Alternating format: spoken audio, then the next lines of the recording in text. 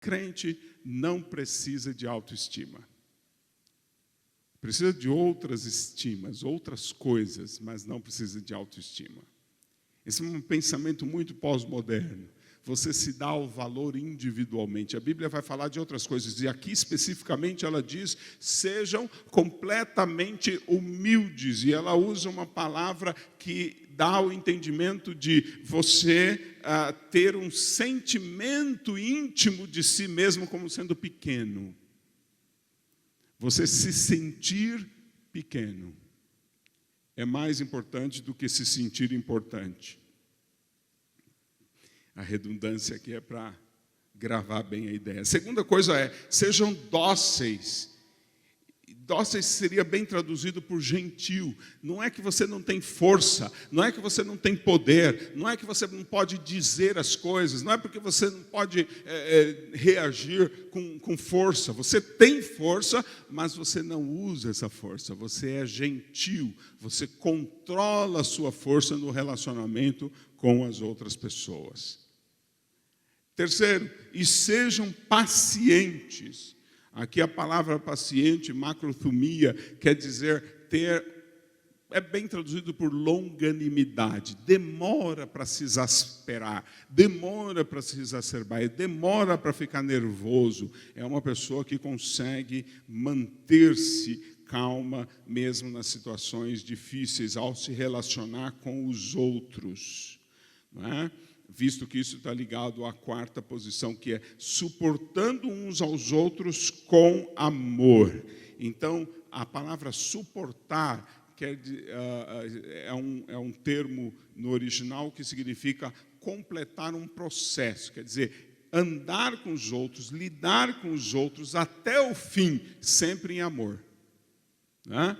Sabe aquela frase de Jesus que disse que se te pedirem para andar 1 milha, você anda 2? Quer dizer, vai até o fim, sempre com amor.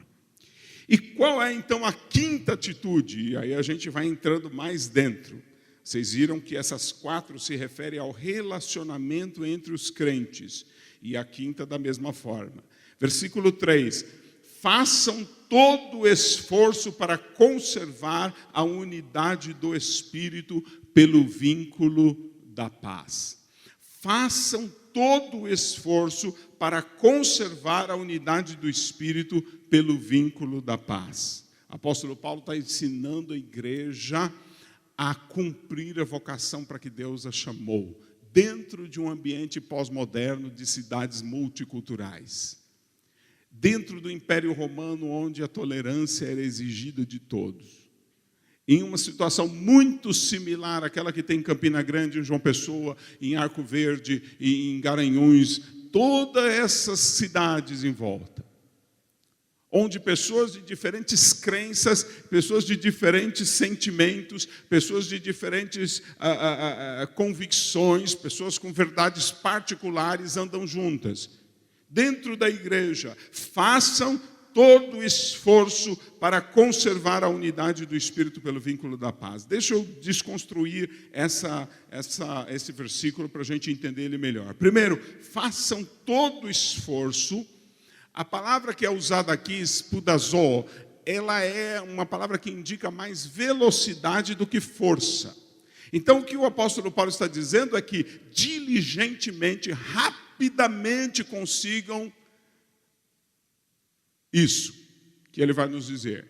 Ele quer que vocês sejam rápidos, velozes, diligentes para conseguir. Então, ponha toda a diligência, toda a velocidade, toda a rapidez. A segunda vai nos surpreender um pouco. Porque quando a gente fala de unidade da igreja, os crentes já começam a pensar, como vamos fazer para unir os adolescentes? Como vamos fazer para unir os jovens? E o apóstolo Paulo não diz que você tem que fazer nada. Mas não diz para fazer todo o esforço, não diz para pôr toda a velocidade, toda a diligência. Mas não é para você fazer alguma coisa. Ele diz para você conservar. E essa palavra pode ser ainda melhor traduzida por proteger. Tereó, proteger. Façam todo o esforço, ou diligentemente, rapidamente, proteger protejam a unidade. Terceiro meme aqui do versículo é a unidade do Espírito. Essa unidade não é a unidade que você faz, não é a unidade que você realiza. A unidade do corpo de Cristo, a unidade da casa espiritual, a unidade dos crentes, ela não é algo que nós fazemos, é algo que o Espírito faz. Proteger, cuidar, zelar da unidade que o Espírito dá. Portanto, se a sua igreja está com problemas de unidade, se os seus jovens não andam bem unidos, se os seus adolescentes não estão bem integrados, quando chega no sábado, o pessoal vai chegando meio que assim, eles até comem uma pizza junto, até dão risada junto, mas durante a semana eles não se socorrem, eles não oram uns pelos outros, eles não conversam sobre coisas espirituais, eles não andam juntos, eles não confessam seus pecados uns aos outros. Se é nessa situação que você está, não é porque você não tem um bom programa para unir as pessoas, não é porque o seu programa de integração não está funcionando, é porque a unidade que o Espírito Santo deu à sua igreja não está sendo zelada. Os elementos da unidade espirituais não estão sendo cuidados, não estão sendo protegidos. Porque a unidade é do Espírito. É Ele quem produz a unidade. Então, se você quer consertar o problema da fragmentação, se você quer que a sua igreja seja o corpo de Cristo, a noiva de Cristo, o templo de Cristo, o exército de Cristo, se você quer que a sua igreja seja uma videira verdadeira, uma figueira frutífera, se você deseja esta unidade orgânica, onde um ama o outro com o mesmo sentimento, onde eles têm o mesmo pensamento, onde eles são poderosamente juntos, você precisa olhar para o que o Espírito deu para uni-los e zelar por isso, e proteger isso, e fazer com que isto realmente funcione.